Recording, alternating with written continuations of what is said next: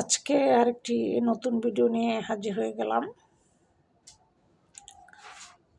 তবে মূল ভিডিওতে যাওয়ার আগে অবশ্যই চ্যানেলকে লাইক সাবস্ক্রাইব করে চ্যানেলের সাথে থাকবেন।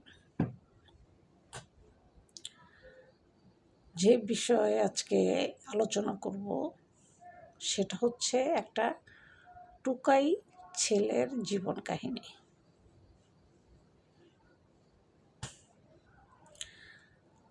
আমার কোনো ছেলে সন্তান নাই, না থাকার কারণে আমি একদিন সকালবেলা হাঁটার জন্য বাসা থেকে বের হই।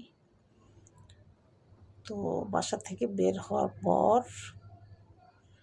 রাস্তায় খুব সকালবেলা দেখলাম খুব ফুটফুটে একটা ছেলে আপনার কাগজ টোকাইতেছে।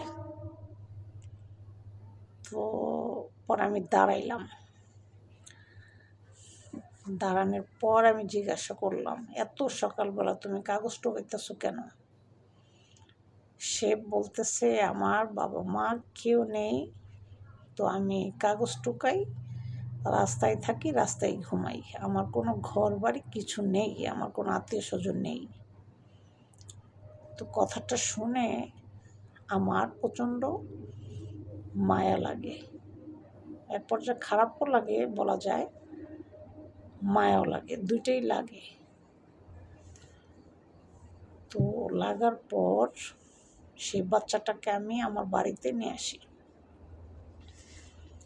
আনার পর তাকে লালন পালন করে প্রায় 15 বছর আমি তাকে পালি। যখন তাকে আমি আনি তখন তার বয়স ছিল আপনার 7 বছর বা 8 বছর এরকম। তাহলে আমি 15 বছর তাকে আমি পালছি, বড় হয়েছে, সাবালিকা হয়ে গেছে, ভালো স্কুলে, দামি স্কুলে তার ভর্তি করছি, পড়াশোনা করাইছি, গ্রাজুয়েশন কমপ্লিট করাইছি। সব কিছু করার পর সেই ছেলে বড় হয়েছে, আমাদের পরিচয় যে আমরা তার বাবা মা। এখন আমাদের তো কোনো ছেলে সন্তান নেই।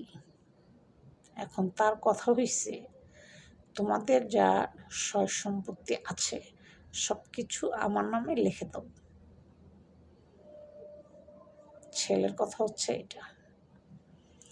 এখন আমরা দিই না বলে সে আমাদেরকে হুমকি দিছে, যদি লিখে না দাও তাহলে আমি তোমাদের দুজনকেই খুন করে ফেলব।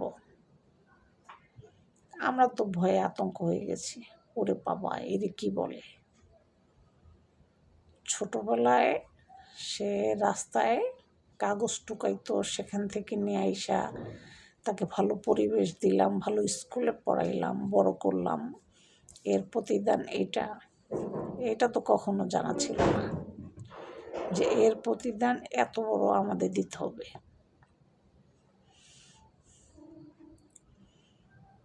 তারপরে দেই না বলে সে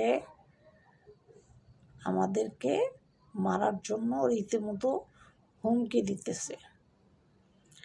তাই আপনাদের সবাইকে একটা জিনিস সাবধান করে দেই, যাই কিছু করেন না কেন কখনো রাস্তার টুকাই কোনো ছেলে মেয়ে দত্তক নেবেন না, এতে করে নিজেদের জীবন ঝুঁকিতে পড়ে যাবে, যেটা আমাদের হচ্ছে এখন।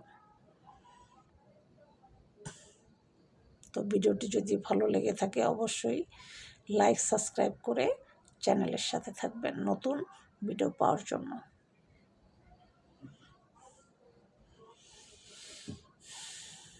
তবে মানুষের উপকার আসলেই করতে নেই, মানুষের উপকার করলে তার পরিপ্রেক্ষিতে সেটা বিপরীত হয়। সেটা আমরা যাকে পালক আনছি সে সেটা বুঝাই দিছে একদম আমাদেরকে, এটাই বাস্তব।